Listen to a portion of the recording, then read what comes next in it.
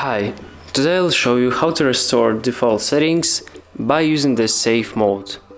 So, first of all, you need to turn off your PlayStation.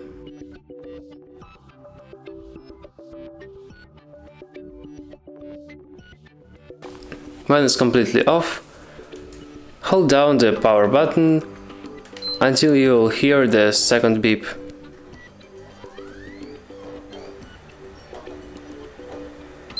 And release the power button.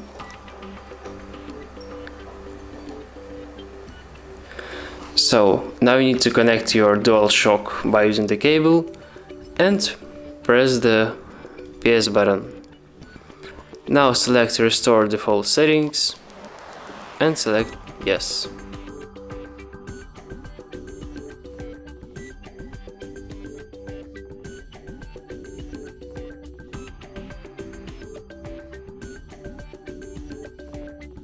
Thanks for watching.